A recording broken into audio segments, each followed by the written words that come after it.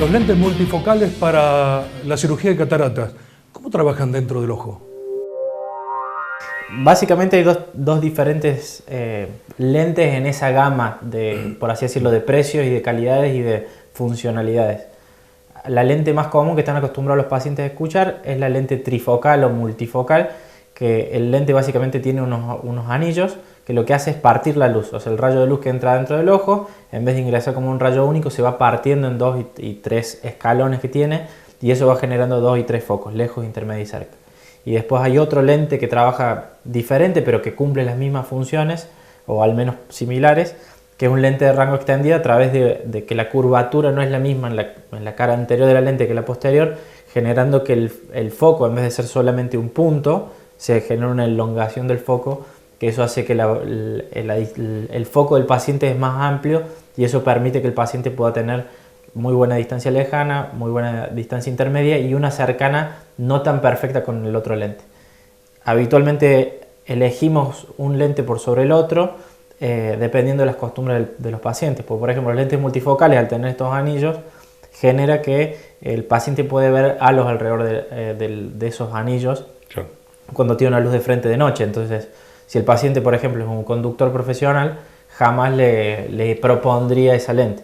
Si el paciente, su mejor actividad o lo que más disfruta es leer, le propondría esa lente. Entonces vamos adaptándonos al estilo de vida del paciente según qué tipo de lente elegimos.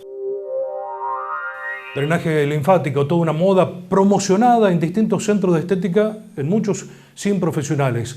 Pero, ¿solamente las piernas se hinchan por un problema linfático?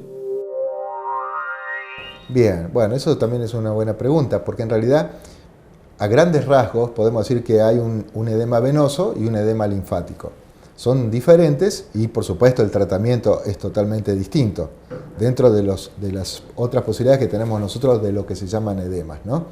Entonces, ¿qué pasa? Si nosotros tenemos un edema venoso, el tratamiento es hacia la parte venosa, en este caso puede haber varices o algún tipo de alteración, y en caso que sea un edema linfático, vamos hacia el problema de lo que es la linfa en sí, y los canales linfáticos, que es otra cosa totalmente diferente. Entonces, ¿qué sucede? Cuando tenemos un edema venoso, va a ser más blando, más maleable. Un edema linfático empieza a ir aumentando, increciendo, es más duro y puede llegar a tener una pierna prácticamente al doble o al triple de su tamaño, cuando tenemos o vemos por allí esos pacientes con hasta una elefantiasis, que se llama, una pierna muy aumentada de tamaño, totalmente deformada, donde tenemos pliegues, donde a veces se complican por infecciones sobreagregadas, y es totalmente distinto el tratamiento. Hay capítulos enormes, libros enormes de lo que hay que realizar junto con el tema del linfedema en este caso, ¿no? Es totalmente distinto.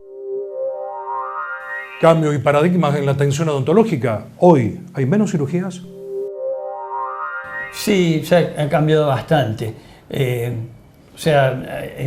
Cada vez los tratamientos son menos quirúrgicos. O sea, hacemos una cirugía muy simples y logrando mejores resultados.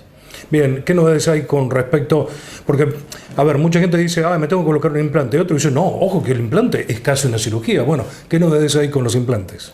No, bueno, cada vez menos quirúrgico. O sea, yo cuando empecé a poner implantes en Francia, en el año 80, que recién existían los implantes, se hacían unas cirugías muy traumáticas. Incluso acá lo siguen haciendo algunos. Yo fui a Italia, a Milano, a operar con Silvano Tramonte, que nos hicimos muy amigos. Él ha venido a Argentina, yo voy para allá. Yo he estado contigo en Buenos Aires con Silvano, vos me lo presentaste. Y entonces veía que él en su clínica ponía los implantes sin cirugía. O sea, conocía tanto el hueso, llevaba tantos años trabajando, que él no necesitaba muchas tomografías, 2000 radiografías. Él tenía la radiografía, tenía el paciente ahí, palpaba el hueso, es como si lo estás viendo cuando lo palpas, sabía dónde estaban los lugares donde no se podía avanzar, que está el nervio, que está el seno maxilar, y entonces ponía la fresa 1, fresa 2, enroscaba el implante y terminó la cirugía.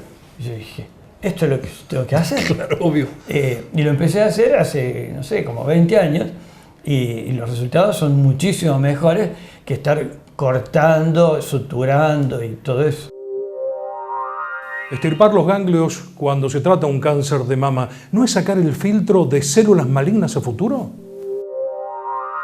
En general es real, los ganglios actúan como de filtro, nos permite que justamente esta célula cancerígena, esta célula oncológica, migra y en vez de ir a impactar en los huesos, en el hígado, en el cerebro, impacta en el ganglio y el ganglio lo retiene, o sea que es un filtro natural muy bueno.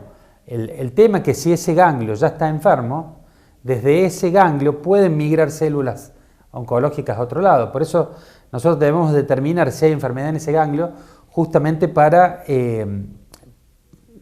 poder extirparlo y extirpar otros ganglios que también pueden estar enfermos antes de que llegue la enfermedad a otro lado.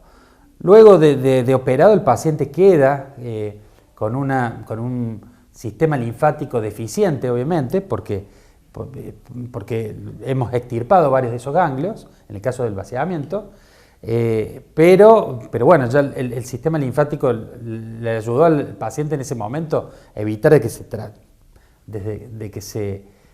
que la enfermedad migre a otra parte del cuerpo, ¿no es cierto? Entonces es muy buena tu pregunta. Nueva pausa en nuestro programa.